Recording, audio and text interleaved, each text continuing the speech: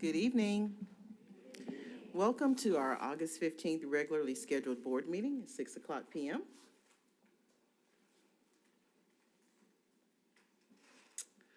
We will have our inspiration by Ms. McCrae. Well, pretty much that. Well, hold on. We all just saw it was thanks to our IT department and Mike. They supplied that great motivating inspiration for us. And I definitely can't say it any better than that precious little boy. Thank you so very much. Quite inspiring.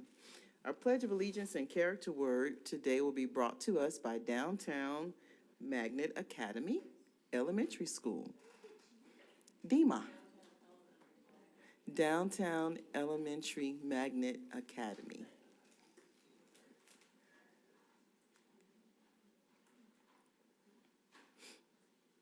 So we're going to do the pledge first and then the character word.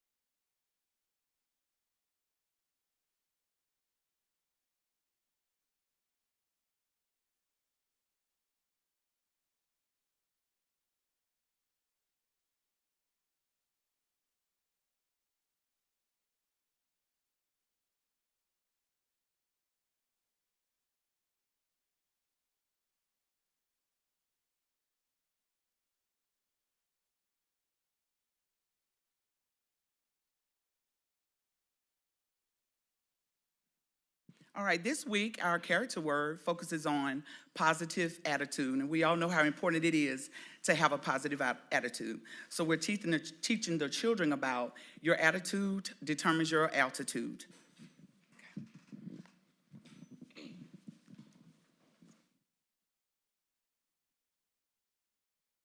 There is power in having a positive attitude and positive thinking. Our daily affirmations help us. Our daily affirmations remind us that I am created on purpose and with a purpose. I can do all things, and I will be all I can be because it all starts with me.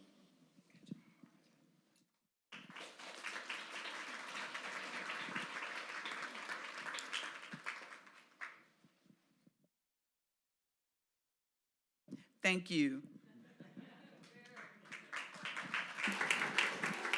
Before they leave, if you would pass the mic with each student, you're going to give us your name, grade, and teacher. My name is Abigail Vinny, and I'm in 5th grade, and my teacher is Miss Anderson. I am Zachariah Stallings, and my teacher is Miss Wagers. My name is Noah Short. I'm in 5th grade. My teacher name is Miss Anderson. I am Azaria Stallings. I'm in 4th grade, and my teacher is Miss Kelly. My name is Keon. My grade is 3rd grade. My teacher name is Miss Parker. My name is Kylie Caldwell. My grade is 5th grade, and my teacher's name is Miss Anderson. My name is Miranda Boyd. I'm in 5th grade, and my teacher name is Miss Johnson. I'm Miss Johnson, teacher of 5th grade at Downtown Elementary Magnet Academy. My name is Tamia Atkins, and I am an interrelated paraprofessional. My name is Miss Anderson, and I'm a teacher at Downtown Elementary 5th grade. My name is Shadeja. I am in 3rd grade. My teacher's name is Miss Parker. I am Derek Jackson. I am 5th grader, and my teacher is Uh,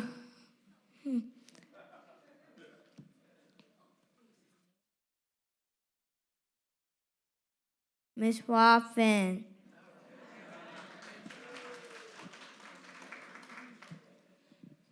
My name is D. Adrian, and I'm in the 5th grade, and my teacher name is Miss Anderson. My name is Zayden. I'm in second grade, and my teacher is Miss Warren. My name is Taylor Pitts. I'm in 5th grade, and my teacher name is Miss Johnson.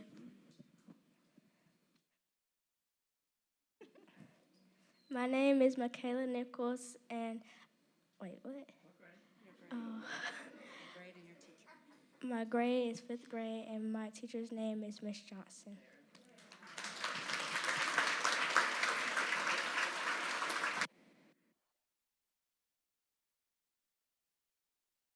And your name before you leave. I'm sorry, my name is Dr. Sandra Holloway Davis. My second year in Muscogee County. I retired from Phoenix City, and this is the best kept secret. Very good. And I see the principal, Dr. Wiggins. Elementary, and thank you, parents. If our parents can please stand. You can't give us the microphone at DEMA. Thank you, parents, for bringing your kids. Thank you, parents and supporters, and thank you, DEMA engineers. Thank you so very much.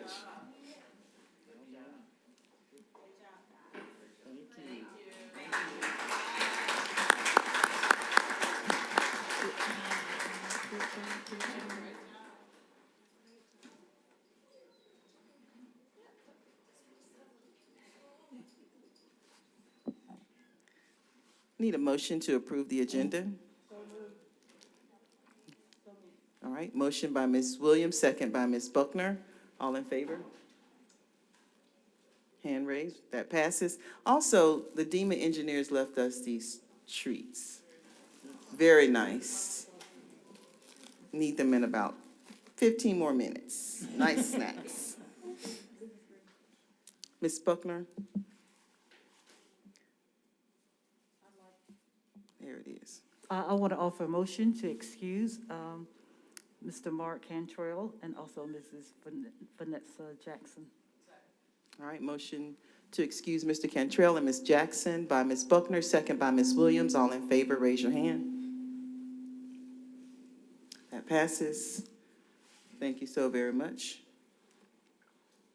And always, we want to recognize our visitors. I will save the awesome green and gold for last, but I know that we have MEEF here, Ms. Marquette McKnight, and we'll hear from our reigning Teacher of the Year. Library, all right, nice to have you here. And Ms. Rickner, y'all changed seats on me. And any principals or assistant principals or anyone on the leadership team at our schools, if you would just wave, we want to thank you for being here. Thank you so very much. And of course, the mighty, mighty Green Waves are here. Thank you for all that you do and all of your support.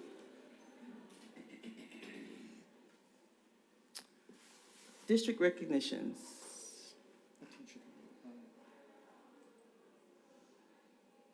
That's the first thing under district recognitions. Okay, so 3.01 is the MCSD 2022 Teacher of the Year.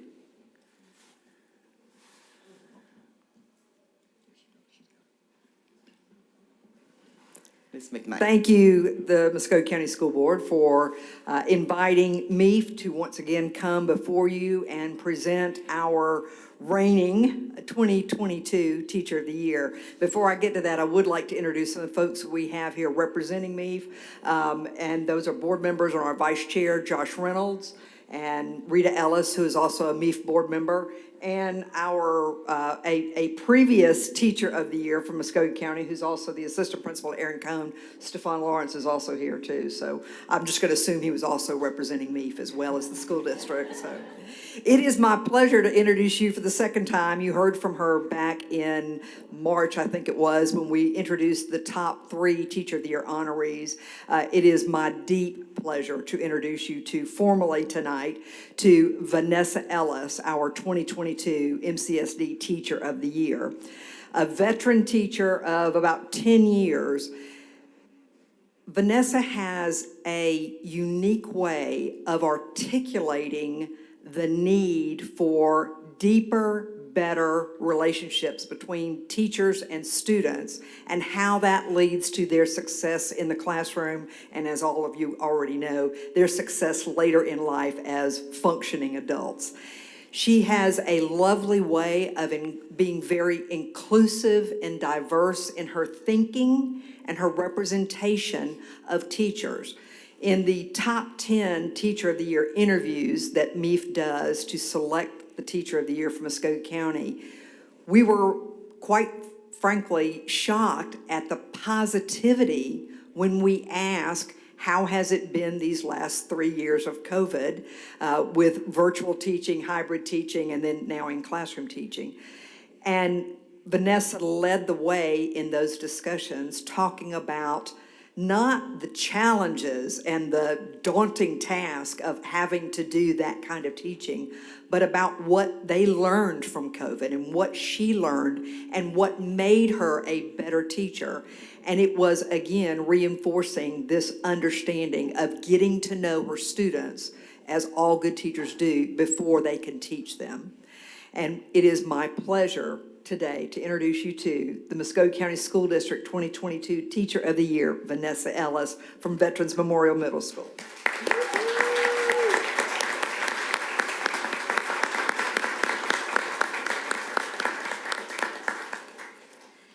Good evening, Superintendent Lewis, members of the Muscogee County School Board, members of the Muscogee Educational Excellence Foundation, teachers, staff, students, parents, and community members.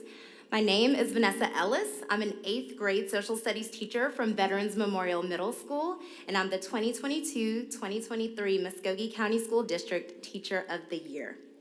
It is an honor and pleasure to speak with you all this evening. Firstly, I want you all to know that this school year is off to a great start. Starting in the summer, teachers had the opportunity to attend MCSD's Empower Conference, in which local teachers and community partners hosted professional development sessions for new teachers, veteran teachers, district staff, and administrators. This year, I was a presenter and a participant. And truthfully, I am in awe and humbled by the greatness of the teachers in our district. The sessions I attended touched my heart, introduced me to new and effective strategies to reach all students, and gave me the opportunity to network with amazing teachers. And I was so proud of those who willingly gave the last few days of their summer to show up and learn. It was a wonderful experience, and I left the conference feeling empowered. Thanks to the Muscogee Educational Excellence Foundation, current Harvard Fellows received the opportunity to attend a one-day Harvard Sparks virtual conference. We met in a reserved room here at McPeck. We brought our headphones and our earbuds. We attended sessions on Zoom, and we reflected with one another in person. We learned about teens and what they're facing in the digital age. We learned about how to design powerful learning, about good work, what it is, and how to teach it. And we put all of our notes in a shared drive so that we can support other educators with the knowledge that we received. Additionally, MEAF and the Harvard Fellows hosted our first Connecting the Community in the Classroom event, a conversation between teachers and community leaders, including Dr. Lewis, Mayor Skip Henderson, Police Chief Freddie Blackman, Sheriff Greg Countryman, and MCSD Chief Greg Arp. Teachers sent in questions, and Akir Mewborn from Jordan Vocational High School moderated the discussion. It was live streamed on MEAF's Facebook page and available for all interested stakeholders to view. Personally, I found this event to be very informative, as well as comforting, knowing that our community leaders are working so hard to keep our schools safe. I look forward to more of these conversations in the future. Now, this was all before we welcomed students back into the classroom. So the first week of school was wonderful. I mean, truly. Things are starting to feel back to normal. Teachers are enjoying seeing all of their students' beautiful and smiling faces, and those who choose to continue to wear masks do so unbothered. Teachers are grateful for the recent textbook adoptions for their respective content areas and grade levels. Teachers are excited about revamping personalized learning and are learning so much through the PL Mindset module in Canvas. There's just this renewed sense of optimism among administrators, veteran teachers, new teachers, student teachers, and district staff. It is truly refreshing. As Teacher of the Year, it's my message to humanize education, seeing each other and the students we serve as people, as full humans with lives within and outside of school. We need to rethink and restructure education in ways that honor the humanity of teachers and students in our school district. To humanize education, we have to prioritize our teachers with every decision that we make. There has to be a reckoning between what needs to be done and what teachers can realistically do. Our time, our mental health, and our professionalism must be taken into consideration. Our profession cannot continue to perpetuate burnout by relying on overworking and overextending our teachers to get the job done. We must reimagine education so that it is sustainable at least and life-giving at best. Leaders have to listen to teachers and treat them as the professionals that they are. Teacher concerns are not complaints nor deficits. They are legitimate cries for help. And we have to go beyond just listening. We must center and amplify our teacher voices. With that being said, I ask you all tonight to consider the proposal to pay teachers for providing coverage in the event that schools cannot secure substitutes. Not only do teachers want this, we deserve it. Teachers are not only covering classes during their planning periods, they are often expected to stay after school to cover late buses, especially at the middle school level. Voting yes to the class coverage extended pay proposal will affirm that teachers are viewed as professionals and not just employees that are asked to give freely of their time without proper compensation. The 2022-2023 school year is off to a great start. Morale is high, and we want to keep that momentum throughout the school year. The teachers and staff of Muscogee County are excited, ready, and willing to put in the work. We just need the continued support from our leaders, giving the teachers what they need and deserve so that we can inspire and equip all students to achieve their unlimited potential. Thank you so much.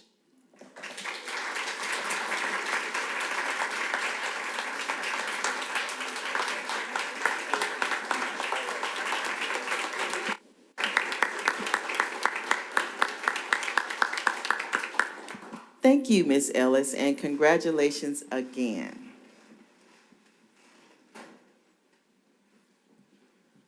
For moving into our public agenda, we do have 3 individuals sign up. You will be called in the order that you appear: Phil Schuler, Jennifer Orozco, and Teresa Alamine. First, Mr. Schuler. Mic is over here. And while you're making your way, I'll read the disclaimer. All official meetings of the board shall be open to the public and the press. However, the board may meet in executive session. Citizens are encouraged to address items on the board agenda or to initiate presentations of issues appropriate for school board consideration. The board meeting is not the appropriate place to review individual employee performance or individual parent complaints that have not been addressed by the principal or superintendent. Citizens are encouraged to follow normal channels to address such issues or concerns, which would be through Ms. Karen P. Jones in the superintendent's office, and each speaker will have 5 minutes.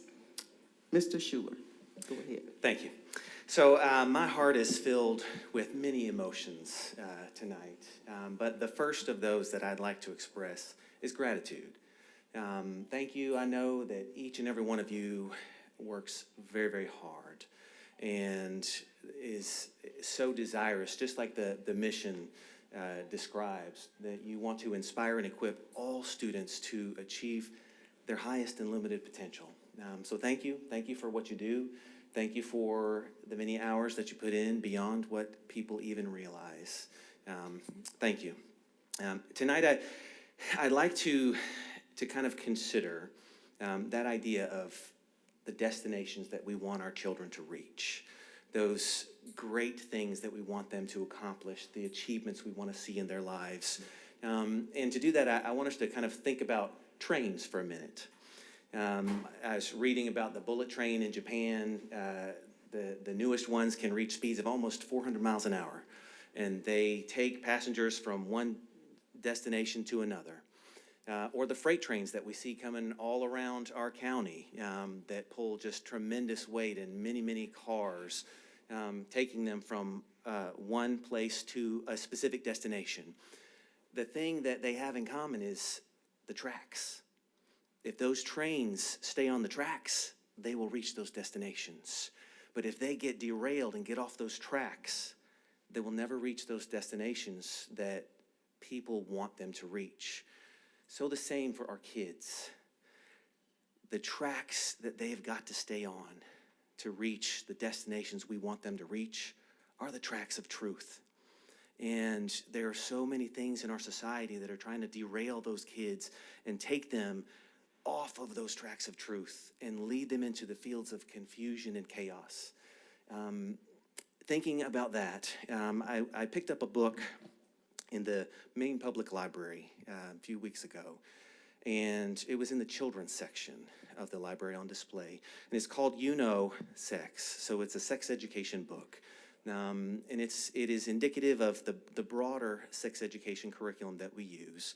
But as I read through this book, it just broke my heart, and it made me sick to my stomach, because it was filled with misinformation, misrepresentation, and the outcome for the children that read this book and are influenced by it is going to be manipulation of their thinking that's going to take them off the tracks of truth, and it's going to throw them into the fields of chaos and confusion. And if that happens, they'll never be able to reach those heights of great achievement and destinations that we want them to reach.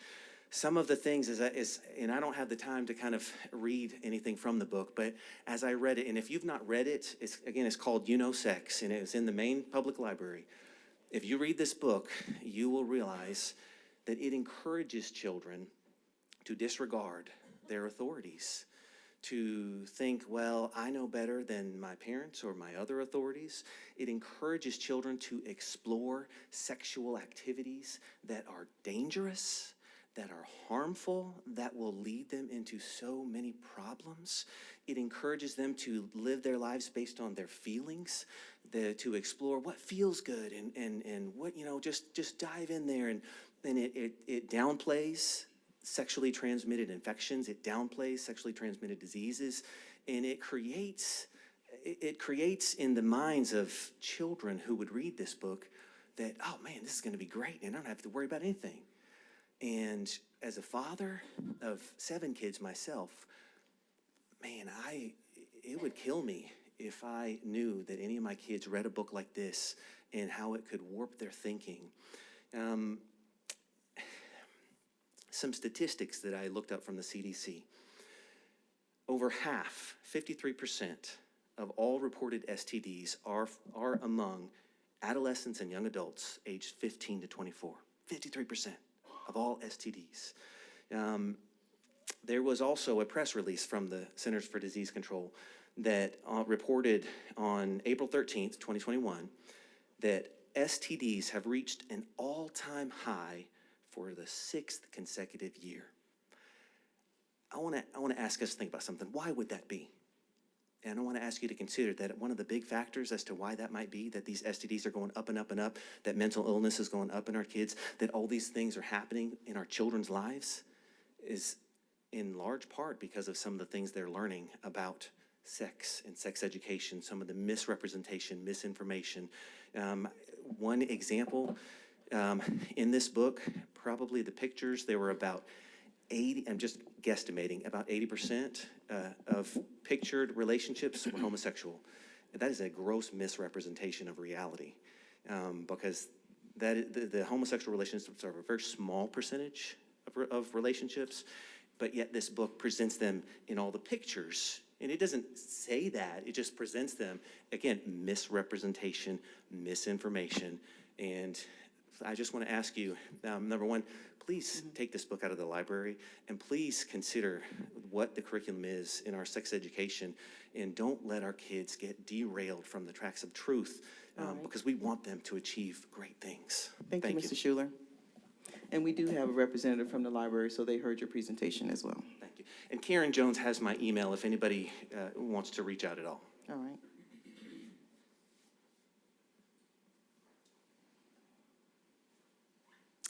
Ms. Orozco? Pronounce your name when you get to the mic. And forgive me. It's pronounced Orozco. Orozco. Mm-hmm. Hello. I've probably spoken indirectly with a couple of you guys on this particular issue already. I have 3 kids. 2 of them are in middle school. One of them is, no wait, all of them. 2 of them are in middle school, 1 of them is high school. So my issue is transportation. And I'm not here to blow up at anybody or anything else like that. I just would like to express the concern that I have. My son has not been on a bus this year at all. He is in the 8th grade now, and he is in special ed or the autism wing at Delta Church's middle school. I have spoken with his teacher every day this week. She's great. I love her to death. No complaints at all.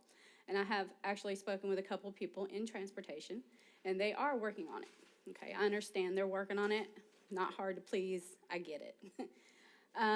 My daughter goes to Randy McCullers. She is a junior.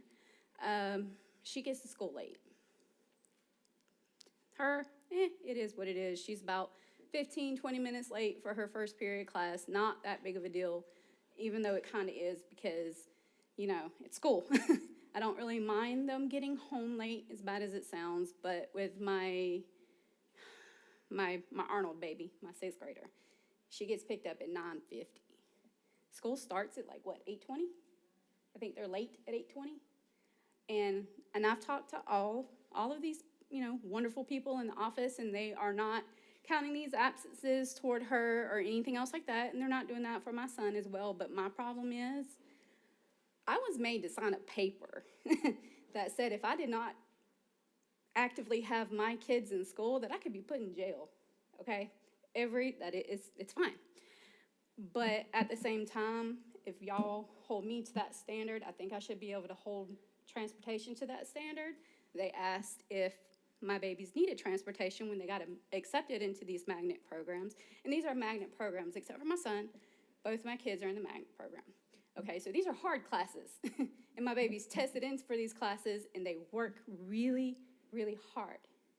And they deserve the same amount of attention and schooling as everybody else.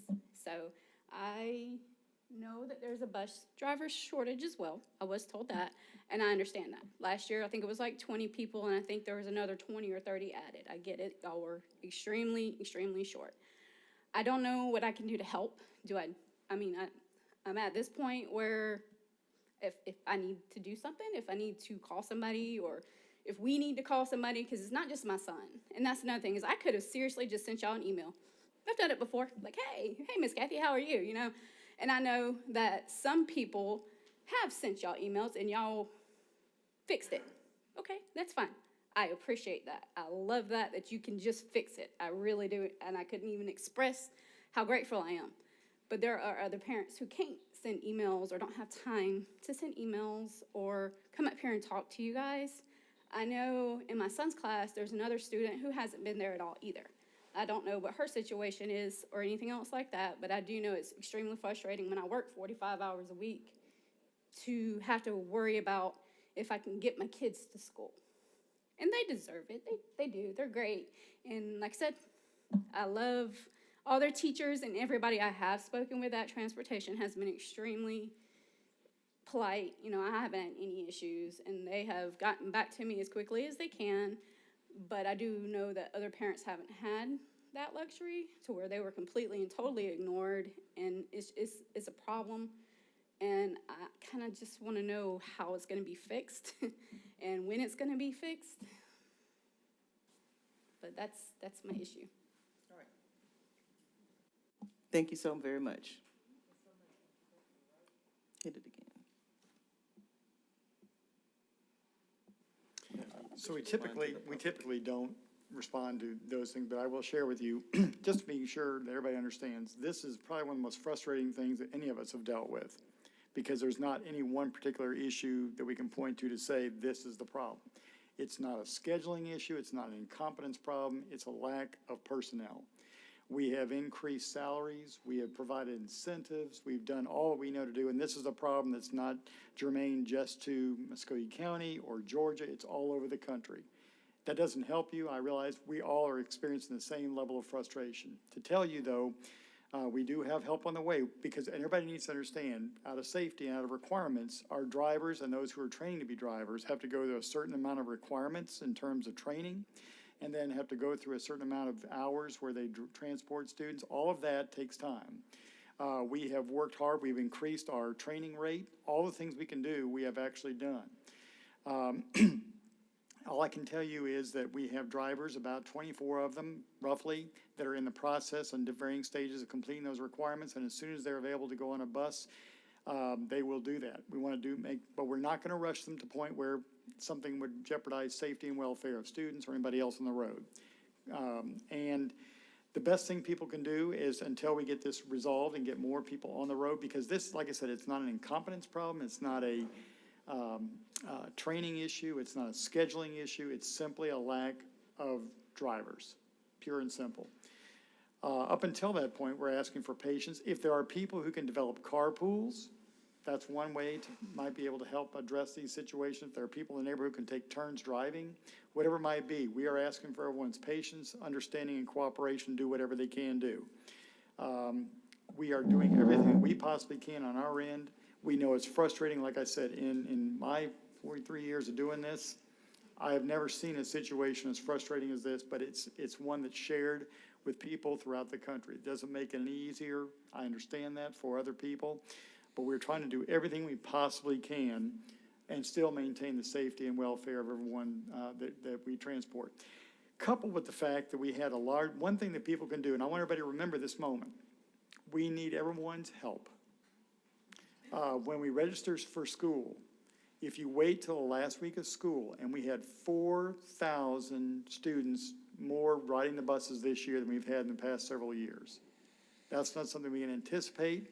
We had hundreds register the last week of school, and some people would say, as I would, well, let's let them wait for transportation. The problem with that is, if we do that, eventually they have to be put on a stop, and that will eventually cause disruption down the road for all families. So we're trying to do it in the least disruptive way possible. And I will tell you, our transportation people work nights, weekends. They've done everything they can to try to, they've revised routes, they've been creative and innovative, trying to make the situation the best it can possibly be, but we know it's not up to what we expect or you expect. But as soon as we can get drivers trained properly and get them on the buses, we will certainly do that. And just know how much of a frustration it is for everybody to deal with this. But I won't say it's an insoluble problem. It's just not one we can fix right now, given the current conditions. Same thing, if you know people who are interested in a job that want to drive, we are taking applications. We have taken those all throughout the summer. We've been recruiting. There are some stories about me going out and recruiting, and we'll do whatever we have to do to try and recruit drivers. But again, we want to make sure that obviously there's a lot of background checks for obvious reasons that we have to maintain, again, for the safety and welfare of all. And that's paramount for all of us in terms of transportation. So we're now transporting well over 19,000 students. That's the most we have transported in probably the last decade, from what I can determine on our records, all amidst the driver shortage. So as you can see, it becomes a problem of just basic numbers. So we are working through that. We are better than some, not as good as we'd like to be, but we are working diligently every day. And for our transportation folks, they're working into the night, and as I said, on weekends, trying to solve this. So please, again, we just ask for your patience, cooperation, understanding to this point. And if there are things that you all can do, we do hope over the next several weeks it'll plane out. But it's still going to be a shortage going forward, so we need more drivers, more interest in being drivers, and then we need the time to be able to get them trained. So in the meantime, people, if you can, if there are those who can, like I said, carpool, share rides, coordinate those transportation, we would certainly be most appreciative. And thank you again for your understanding as we work through this. And Dr. Lewis, I see your hand, Ms. Williams.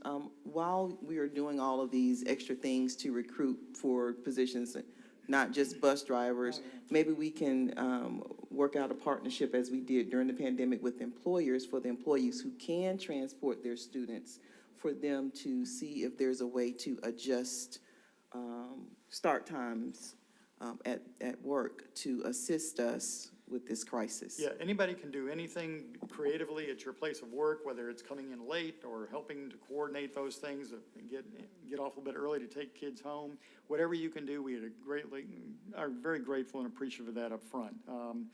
So we're just going to have to work through this situation. Like I said, it's not something that's just a matter of scheduling or whatever. It's going to be a long-term fix, but it's going to be something that we've got to work on and constantly recruit going forward. Which we've been doing for the last couple of years, seeing the problem coming as it was. But again, it's just one of those things where, and it's not just to education, and it's not just to bus drivers. We're looking for culinary, we're looking for basically workers in every part of our industry, but I know other industries are working to try and fill their vacancies as well.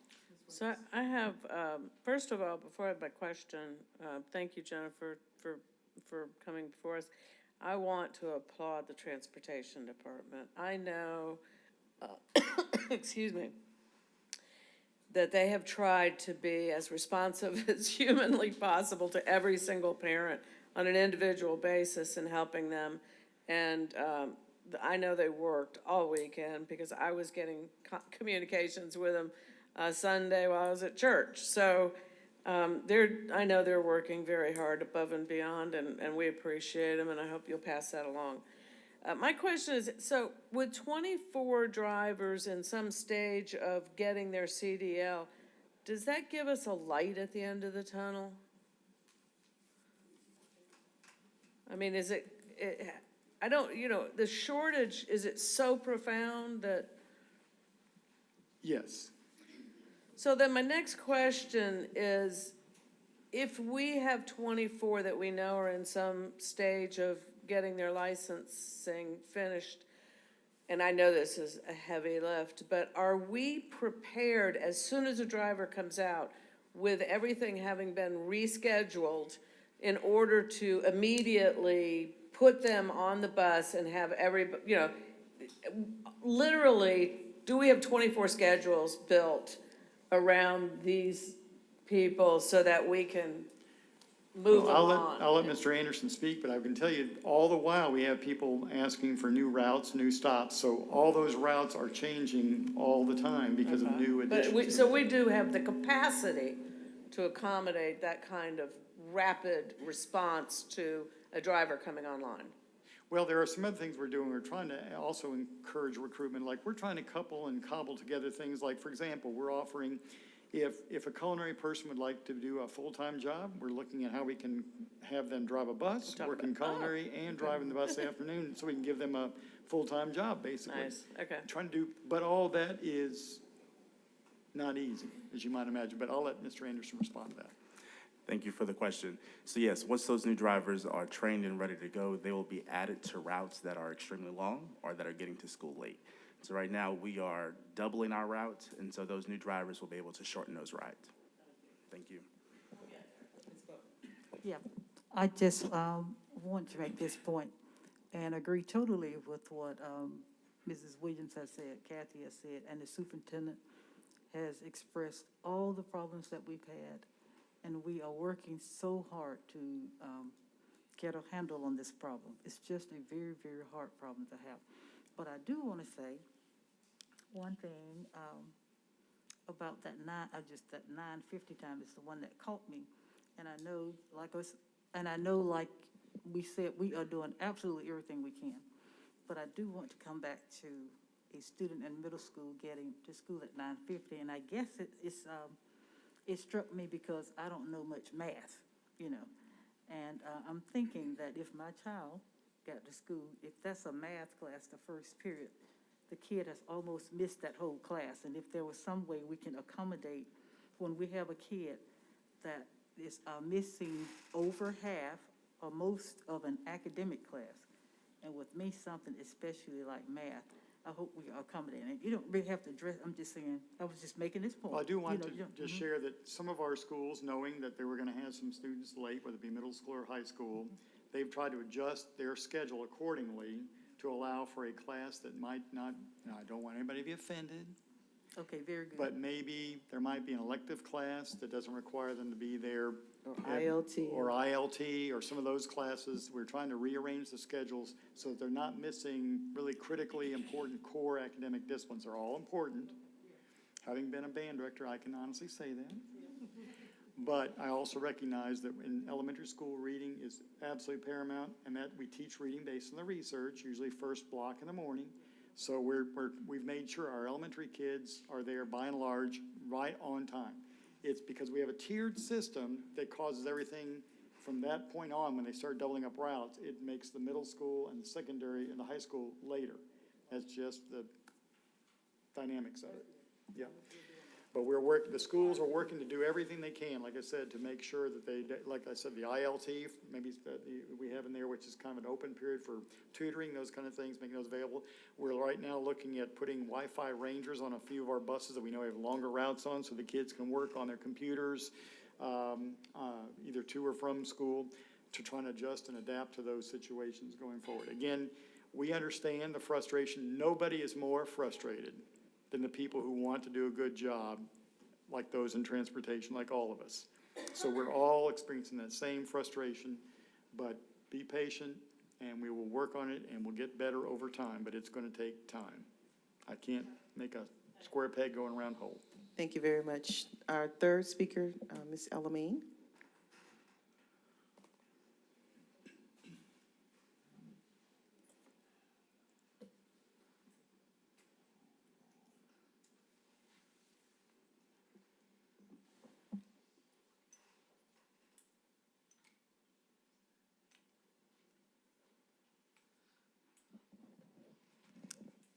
Thank you. Madam Chair, Dr. Lewis, school board members, what has given me joy over the past 20 years is connecting with parents, starting in Durham, North Carolina, where we graduated our first class, strong parental involvement in community education, SPICE. And I am so happy. This may be her first school board meeting, but Ms. Jasmine Outlaw and I are working together on getting parents involved. We had the pleasure of meeting Dr. Porthras, and she was so fascinated with the notebooks. Could we get the Wilson notebook? But first, Jasmine, if you could come to the mic and introduce all your 3 children who all ride the bus, by the way. So you can introduce your children. Hi, I'm Jasmine Outlaw. This is Adonis James. He's a student at J.D. Davis. This is Zakai Walker. He's a student at Downtown Magnet Academy. And this is Josiah Waddell. She goes to Double Churches Middle School. She's in the 6th grade. This is his first year riding transportation, so that's all of our issues. Now I understand more that he explained, because having 2 kids going to 2 different elementary schools is hectic. I can't be at both bus stops at the same time, and I am one of those parents with, I have OCD with my children. I don't trust them to stand at the bus stop by themselves. He's 8, but there's no one else at the bus stop with him. If it was another parent I trusted, I would leave him with him, but not many parents come to the bus stop. So that's been an issue, but she's helped me. So some days I can drive my kid to school instead of waiting for the bus and them being late. Well, it is such a pleasure to have a family of my own with the Jasmine and the children. But this notebook has lots of surveys that parents completed. There are 3 notebooks that we're turning over to Dr.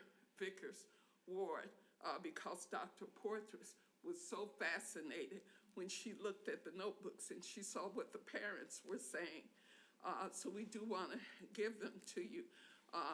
Jasmine works at Warren Williams, so she will continue to build the relationships with parents at Warren Williams.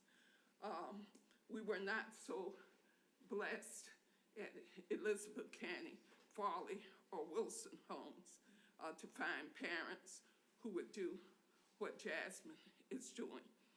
There are other parents who are not in housing authority properties who also have these kind of notebooks. So we're determined to build an organization of parents. And I really see it after 11 years, Dr. Lewis. I moved here 11 and a half years ago. And to now see the possibility that their parents, we did a training on Sunday where Jasmine and the other parent made phone calls so that we could see how to make the phone calls. Jasmine has set up a meeting at Warren Williams on September 12th, where the parents are coming to meet at Warren Williams. So I'm glad to be able to turn this over so that Dr. Porthers, because many of the children are exceptional and have special needs, and some of the parents write about it. But there are 3 notebooks like this, so we want to turn it over to you. But finally, I did make the arrangement, Dr. Lewis, with the Marriott. We will not be at the DoubleTree, we'll be at the Marriott on November 12th, where you'll be speaking. And that's going to be another summit where hopefully many of the parents will be there. Dr. Lewis spoke last year, and he really made it clear, and we know what we have to do. The most important factor in children succeeding in school is the participation of their parents. I watched this over 20 years. When parents care and participate, it is the difference. It's a game changer. It's a game changer. So that's what we're trying to do. And so I won't keep you any longer. I'll get Jasmine to help me. Dr. Vickers Ward, would you raise your hand so we can drop off the bag to you?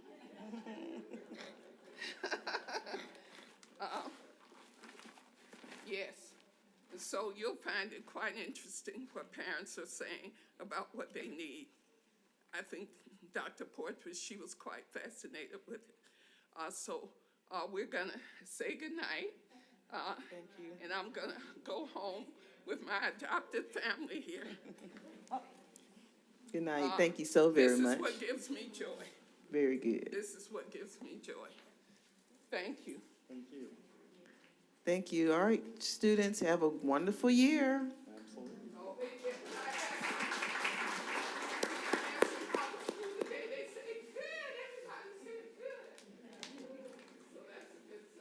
Yes, ma'am.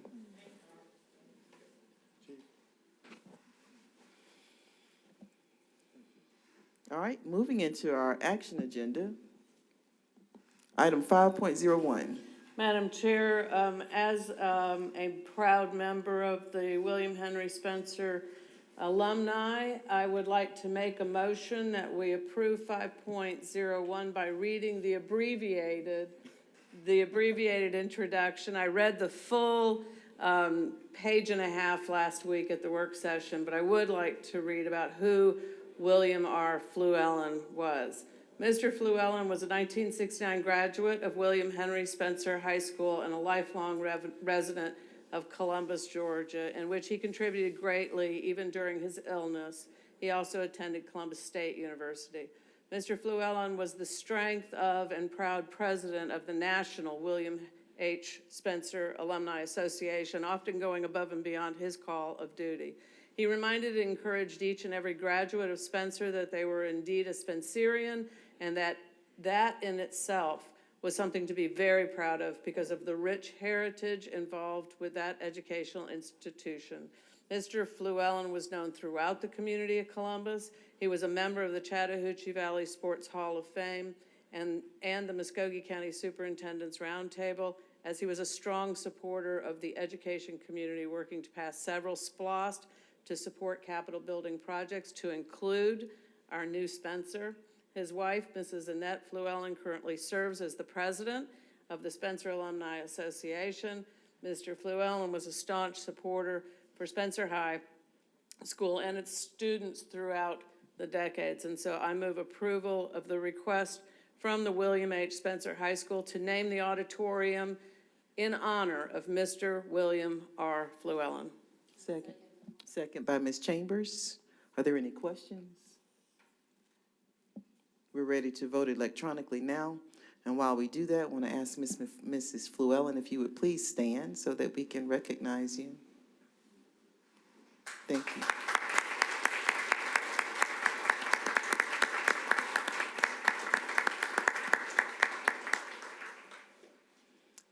Thank you so very much for all that you do and the commitment, and also thank you to the alumni who are here wearing that green and gold. Thank you for all of your support of not just William Henry Spencer High School, but for public education in Muscogee County. So we really, truly appreciate you and thank you for all that you do.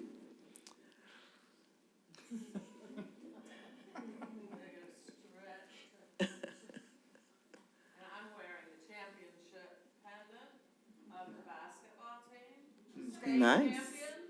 Very nice. We need a hand vote. All right. All in favor? We need a hand vote. All right, that passes, Ms. Jones. Thank you so very much. Congratulations.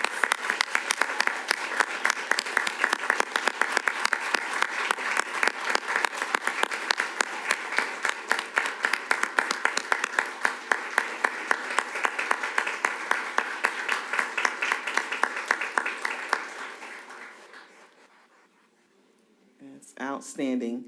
Item 5.02. Superintendent is recommending the class coverage extended pay proposal. Dr. Lewis?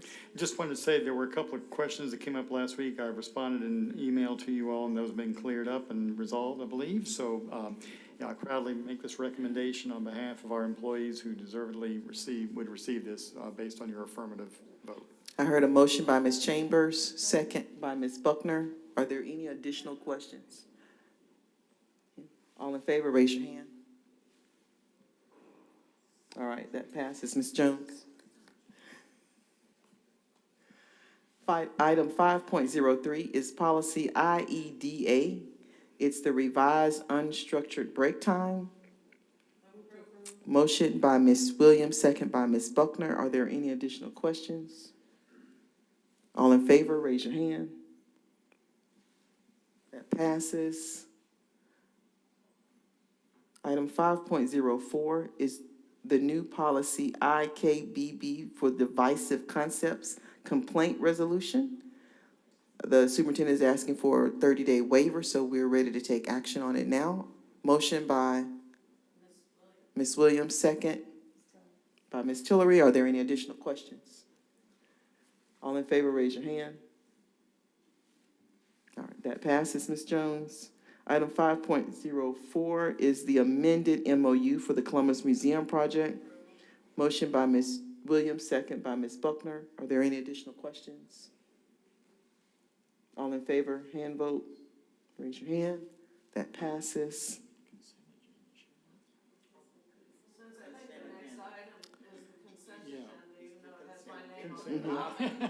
I thought so. I'll make the motion that we approve the consent agenda. Motion by Ms. Williams, second by Ms. Buckner to approve the consent agenda. Are there any questions, or you want to pull out anything, vote separately, or ask any additional questions? If not, we are ready to vote by hand. All in favor?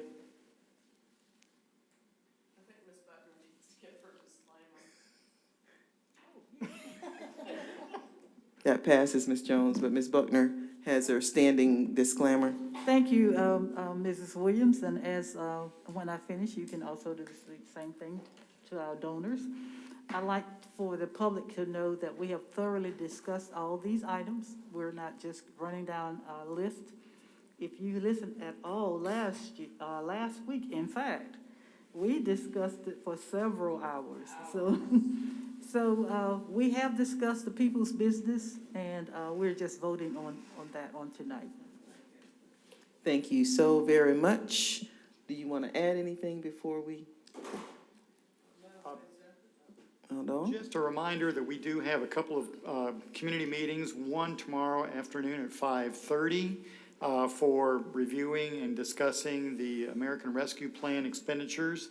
That we are trying to make sure we get as much possible community input as possible.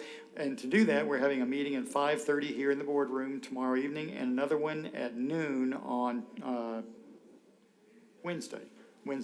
So that way you have an opportunity, if you have work schedules that don't permit one, maybe the other one will. So again, 5:30 and tomorrow and noon on Wednesday. All minds are clear? All right. Motion by Ms. Williams and second by Ms. Buckner to go in executive session in pursuant of a security, property, and legal matter. All in favor, raise your hand. We are in executive session.